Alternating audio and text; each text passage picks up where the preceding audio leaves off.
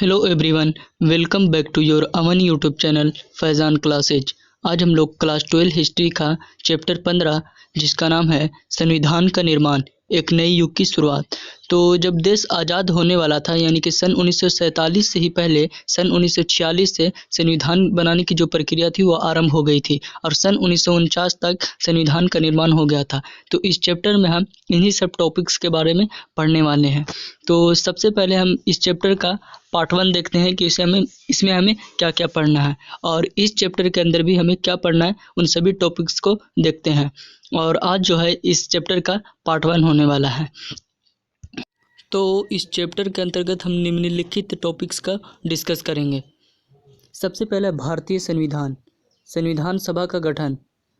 इस भारतीय संविधान के मुख्य नेता कौन कौन से थे, संविधान निर्माण की चुनौतियाँ, चर्चाएँ, संविधान सभा की बैठक, उद्देश्य प्रस्ताव, विरोध, पृथक निर्वाचिका, आदिवासी और उनके अधिकार, दलित, राज्य की शक्तियाँ, राष्ट्रीय भाषा और फिर भारतीय संविधान के बारे में आखिरी में हम इसकी विशेषताओं के बारे में चर्चा करेंगे। तो इस तरफ के सभी जो टॉपिक्स हैं इसे हम इस वीडियो में यानी कि इसके पहले पार्ट में डिस्कस करेंगे और जो इस तरफ के सभी टॉपिक्स हैं इसे इसके दूसरे पार्ट में डिस्कस करेंगे, यानी कि अपकमिंग जो आने वाला वीडियो होगा उसमें हम इन सभी टॉपिक्स के बारे में चर्चा करेंगे। तो चलिए वीडियो स्टार्ट करते हैं। सबसे पहले देखते हैं कि भारतीय संविधान क्या था। सबसे पहले हम भारतीय संविधान यानी कि उसकी विशेषताओं के बारे में जानते हैं। तो भारतीय संविधान क्या है, तो भारतीय संविधान विश्व का सबसे बड़ा लिखित संविधान है। इसे बनाने की शुरुआत सन 1946 में की गई और सन 1949 के अंत में जाकर यानी कि 26 नवंबर 1949 में जाकर इसका कार्य जो है वो पूरा हुआ। तो भारतीय संविधान को दिसंबर 1946 से लेकर के नवंबर 1949 तक सूत्रबद्ध किया गया यानी कि बनाया गया। भारतीय संविधान को बनाने में लगभग 2 साल 11 महीने और 18 दिन का समय लगा। इसे बनाने में लगभग 64 लाख का खर्चा किया गया है, 64 लाख रुपये खर्च किए गए। भारतीय संविधान में भारतीय शासन व्यवस्था, राज्य और केंद्र के संबंधों एवं राज्य के मुख्य अंगों के कार्यों का वर्णन किया गया है। भारतीय संविधान का निर्माण देश निर्माण के सबसे महत्वपूर्ण कार्यों में से एक था। भारतीय संविधान का निर्माण जवाहरलाल नेहरू, सरदार वल्लभ भाई पटेल, डॉक्टर भीमराव अंबेडकर जैसे बड़े बड़े नेताओं द्वारा किया गया था। उसके बाद अगला टॉपिक है संविधान सभा का गठन। तो भारतीय संविधान सभा का गठन कैबिनेट मिशन द्वारा दिए गए प्रस्ताव द्वारा हुआ। तो कैबिनेट मिशन जो था वो सन मार्च 1946 ईस्वी में भारत पहुंचा, जिसका उद्देश्य था कि भारत पाकिस्तान में विभाजन ना होने पाए, लेकिन वो इसे रोक ना सके और उसके बाद उन्हीं के द्वारा जो है संविधान सभा का गठन किया गया। इसके अंतर्गत संविधान सभा में कुल 389 सदस्यों को चुना गया। इसमें से 296 सदस्य जो थे वो ब्रिटिश भारत से चुने गए एवं 93 सदस्य देसी रियासतों से चुने गए। देश में हर प्रांत और रियासतों में सीटों का बंटवारा वहां की जनसंख्या के अनुपात के अनुसार किया गया। चुनावों में कांग्रेस ने अच्छा प्रदर्शन किया और वह लगभग सभी क्षेत्रों में बहुमत में रही। मुस्लिम लीग ने संविधान सभा का बहिष्कार किया और अपने लिए एक अलग देश पाकिस्तान की मांग जारी रखी। भारतीय संविधान सभा में लगभग 82% सदस्य कांग्रेस पार्टी के ही थे। अगला है भारतीय संविधान सभा के सामने उपस्थित चुनौतियां। तो संविधान सभा के सामने यानी कि उसके जो सदस्य थे उनके सामने क्या चुनौतियां थी, तो भारतीय संविधान सभा के सामने भारत का संविधान बनाने की जिम्मेदारी थी। तो सबसे बड़ी चुनौती यही थी। इस संविधान के निर्माण के दौरान उन्हें कई चुनौतियों का सामना करना पड़ा, जैसे अल्पसंख्यक वर्गों का विकास किस तरह से किया जाए। तो देश में जिनकी संख्या कम होती है उन्हें अल्पसंख्यक कहा जाता है। देश में स्थित विभिन्नता के साथ एकता काम करना, क्योंकि भारत जो है विभिन्नताओं वाला देश है। विश्व में सबसे अधिक अगर कहीं विभिन्नता पाई जाती है तो भारत में है। केंद्र एवं राज्य की सरकारों में शक्तियों का बंटवारा करना, भारतीय शासन व्यवस्था में स्थित संगठनों एवं संस्थाओं में शक्तियों का बराबर बंटवारा करना। तो ये सभी चुनौतियाँ थी भारतीय संविधान सभा की। अगला टॉपिक है संविधान सभा के मुख्य नेता। वैसे तो संविधान सभा में अनेकों नेता थे, परंतु इसमें कुछ मुख्य नेता थे जिन्होंने संविधान के गठन में महत्वपूर्ण भूमिका निभाई। सबसे पहले राजेंद्र प्रसाद, जो कौन थे, तो संविधान सभा के अध्यक्ष थे। तो सबसे पहले 9 दिसंबर 1946 के दिन जो है डॉक्टर सच्चिदानंद सिन्हा को संविधान सभा का अस्थायी अध्यक्ष बनाया गया था, यानी कि टेम्पोररी। लेकिन 11 दिसंबर 1946 को डॉक्टर राजेंद्र प्रसाद को संविधान सभा का अध्यक्ष बना दिया गया, यानी कि पूर्ण रूप से अस्थायी अध्यक्ष बना दिया गया।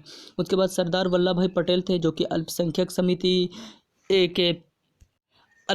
समिति के अध्यक्ष थे। उसके बाद डॉक्टर भीमराव अंबेडकर, जो कि संविधान सभा के प्रारूप समिति का अध्यक्ष थे। प्रारूप का मतलब होता है किसी भी चीज़ का खाका तैयार करना। तो डॉक्टर भीमराव अंबेडकर ने संविधान का पूरी तरीके से खाका तैयार करके दे दिया था सभी नेताओं को, इसलिए उन्हें भारत का संविधान निर्माता या जनक कहा जाता है। इसके अलावा कई और नेता थे, जैसे के.एम. मुंशी, अल्लादी कृष्ण स्वामी, एस.एन. मुखर्जी, बी.एन. राव जो थे संविधान सभा के सलाहकार थे, और पंडित जवाहरलाल नेहरू। अगला टॉपिक है चर्चाएं। तो भारतीय संविधान सभा में हर विषय पर गंभीरता से चर्चा की गई। वैसे तो संविधान सभा में कांग्रेस का बहुमत था, परंतु कांग्रेस के अंदर ही अलग अलग विचारधाराओं के, यानी कि अलग अलग मानसिकता के नेता मौजूद थे, जिस वजह से हर विषय पर गंभीरता से बहस हुई। कांग्रेस में कई नेता ऐसे थे जो समाजवाद से प्रेरित थे, यानी कि वो गरीबों के हित में ज़्यादातर बोला करते थे। कुछ नेताओं पर सांप्रदायिक दलों का प्रभाव था, यानी कि वो अपने धर्म विशेष के बारे में सोचा करते थे। इसके अतिरिक्त कुछ नेता पूर्ण रूप से धर्मनिरपेक्ष थे, यानी कि वो सभी धर्मों को समान दृष्टि से देखा करते थे। सभी जो अलग अलग जाति के लोग हैं, धर्म के लोग हैं, उन्हें समान दृष्टि से देखा करते थे। तो कुछ ऐसे लोग थे जो पूर्ण रूप से धर्मनिरपेक्ष थे। तो इस तरह देखा जाए तो कांग्रेस के अंदर भी अलग अलग विचारधारा को मानने वाले लोग थे। कुछ सांप्रदायिक थे, कुछ समाजवादी थे, कुछ धर्मनिरपेक्ष थे, जिस वजह से संविधान सभा में हर विषय पर गंभीर चर्चाएं हुई। इन सभी चर्चाओं में देश की आम जनता का भी गहरा प्रभाव था, क्योंकि संविधान सभा में हो रही हर चर्चा को अखबारों में प्रकाशित किया जाता था और प्रेस यानी कि छापाखाना में इनकी आलोचना एवं समर्थन किया जाता था। तो संविधान सभा में जो चर्चाएं होती थी वो देश के जनता के पास भी अखबार के माध्यम से पहुंच जाती थी, और जनता उनको समर्थन और आलोचना दोनों करती थी। अगर गलत होती थी उनके हित में तो वो आलोचना करती थी, और सही होती थी तो समर्थन करती थी। इस प्रकार सामान्य जनता का भी संविधान सभा के निर्णयों पर प्रभाव हुआ करता था। अगला है संविधान सभा की बैठक। तो प्रथम बैठक कब हुई? तो संविधान सभा की प्रथम बैठक 9 दिसंबर सन 1946 ईस्वी में हुई। मुस्लिम लीग ने इस बैठक का बहिष्कार किया, क्योंकि वह अपने लिए एक अलग देश पाकिस्तान चाहते थे, यानी कि वो पाकिस्तान की मांग कर रहे थे। इसलिए उन्होंने इस संविधान सभा का विरोध किया। इस बैठक के दौरान डॉक्टर सच्चिदानंद सिन्हा को संविधान सभा का अस्थायी यानी कि टेम्परेरी अध्यक्ष चुना गया। फिर हुई दूसरी बैठक। तो संविधान सभा की दूसरी बैठक जो है 11 दिसंबर 1946 ईस्वी को हुई। इसी बैठक के दौरान डॉक्टर राजेंद्र प्रसाद को भारतीय संविधान का अस्थायी अध्यक्ष चुना गया, यानी कि परमानेंट। फिर हुई तीसरी बैठक। तो संविधान सभा की तीसरी बैठक जो है 13 दिसंबर 1946 ईस्वी को हुई। संविधान सभा की तीसरी बैठक में ही पंडित जवाहरलाल नेहरू द्वारा संविधान सभा का उद्देश्य प्रस्ताव प्रस्तुत किया गया था। तो उद्देश्य प्रस्ताव क्या था? तो उद्देश्य प्रस्ताव में जो थी पूरे संविधान की जो मोटी मोटी बातें हैं उन सभी बातों को जवाहरलाल नेहरू ने रखा था, जिसके पश्चात ही उद्देश्य प्रस्ताव से ही किसका? तो प्रस्तावना का गठन हुआ था, जिसे हम भारतीय उद्देशिका या प्रस्तावना कहते हैं। तो देखते हैं जरा कि उद्देश्य प्रस्ताव क्या था। तो जवाहरलाल नेहरू द्वारा संविधान सभा का उद्देश्य प्रस्ताव संविधान सभा की तीसरी बैठक में प्रस्तुत किया गया, यानी कि 13 दिसंबर 1946 ईस्वी को। 13 दिसंबर 1946 के दिन ही संविधान सभा की तीसरी बैठक हुई थी। इस प्रस्ताव के अंतर्गत यह सभी बातें वर्णित थी जिनके आधार पर भारतीय संविधान का निर्माण किया जाना था। इस प्रस्ताव के अंतर्गत भारत को एक स्वतंत्र एवं संप्रभु राष्ट्र बनाने की, यानी कि देश बनाने की घोषणा की गई। जवाहरलाल नेहरू जी ने कहा कि भारतीय संविधान के द्वारा देश के सभी नागरिकों को न्याय, समानता एवं स्वतंत्रता प्रदान की जाएगी। साथ ही साथ भारतीय संविधान देश के अल्पसंख्यक एवं पिछड़े वर्ग के विकास का भी ध्यान रखेगा। इस संविधान का निर्माण देश में स्थित लोगों की जरूरतों और मांगों के आधार पर किया जाएगा। यानी कि भारतीय संविधान सभा की सदस्यों की मांगों और इच्छाओं की बजाय देश के लोगों की मांग और इच्छाओं के अनुसार बनाया जाएगा। तो यह किनका कहना था? ये तो पंडित जवाहरलाल नेहरू का कहना था और यह उन्होंने उद्देश्य प्रस्ताव में इस विचार को पेश किया था कि भारतीय संविधान जो है संविधान सभा के सदस्यों की मांग और उनके विचारधारा के अनुसार नहीं बनेगी, बल्कि देश की जनता की मांग और उनकी विचारधाराओं यानी कि इच्छाओं के अनुसार बननी चाहिए। यह किन्होंने कहा? तो पंडित जवाहरलाल नेहरू ने कहा था। अगला है संविधान सभा का विरोध। तो कुछ ऐसे भी नेता थे जो संविधान सभा का विरोध कर रहे थे। तो संविधान सभा के कम्युनिस्ट सदस्य सोमनाथ लाहिड़ी द्वारा संविधान सभा का विरोध किया गया। जिस दौर में संविधान सभा बनाई गई थी उस दौर में ब्रिटिश भारत छोड़कर नहीं गए थे और देश में जवाहरलाल नेहरू की एक अंतरिम सरकार चल रही थी। तो सन 1946 से ही जो है संविधान निर्माण की प्रक्रिया शुरू हो गई थी, जिसके अंतर्गत संविधान सभा का गठन किया गया। किसके लिए? तो संविधान बनाने के लिए। तो 1946 में जो अंग्रेज थे वो भारत छोड़ करके नहीं गए थे और उसी समय से क्या हुई? संविधान निर्माण की प्रक्रिया स्टार्ट हो गई। वह सरकार तो जवाहरलाल नेहरू की सरकार थी, परंतु अपना सारा काम वायसराय और लंदन में बैठी ब्रिटिश सरकार की देखरेख में करती थी।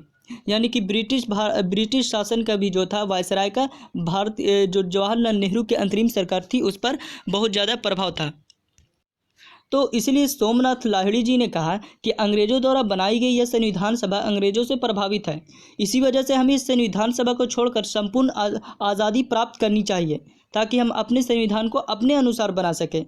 इस बात के जवाब में नेहरू जी ने कहा कि भले ही यह संविधान सभा अंग्रेजों की रूपरेखा द्वारा बनाई गई है और संविधान सभा में उपस्थित सभी सदस्य एक अलग प्रकार की संविधान सभा चाहते हैं, परंतु फिर भी हम सभी संविधान सभा के सदस्यों की यह जिम्मेदारी है कि इस संविधान सभा के अंतर्गत हम एक ऐसे संविधान का निर्माण करें जो देश के आम लोगों की आकांक्षाओं यानी कि उनकी इच्छाओं और मांगों को पूरा करने में सक्षम हो। क्योंकि भले ही इस संविधान सभा का निर्माण अंग्रेजी सरकार की रूपरेखा के अनुसार किया गया है, परंतु इस संविधान सभा को ताकत आज़ादी के संग्राम में शामिल हुए सभी लोगों भारत के नागरिकों से मिलती है। तो यह किनका कहना था? तो यह पंडित जवाहरलाल नेहरू ने सोमनाथ लाहिड़ी के जवाब में कहा था कि भले ही यह जो संविधान सभा अंग्रेजों से प्रभावित है, ब्रिटिश सरकार से प्रभावित है, परंतु इसके जो ज़्यादातर सदस्य वो भारतीय हैं और हम सदस्यों की यानी संविधान सभा के जो भारतीय सदस्य हैं उनकी ये जिम्मेदारी है कि हम एक ऐसे संविधान का निर्माण करें जो देश के लोगों द्वारा मान्य हो और उनकी आकांक्षाओं और मांगों को पूरा कर सके। तो इस प्रकार से संविधान सभा का विरोध किया गया था। किन्होंने किया था? तो सोमनाथ लाहिड़ी जी ने। तो ये था आज का वीडियो। आई एम श्योर कि ये सभी टॉपिक्स आपको समझ में आ गए होंगे। अगर समझ में आए तो इसे लाइक करें, दोस्तों के पास शेयर करें। जल्दी इसका पार्ट 2 वीडियो भी आ जाएगा। तब तक के लिए मिलते हैं अगली वीडियो में। Thank you.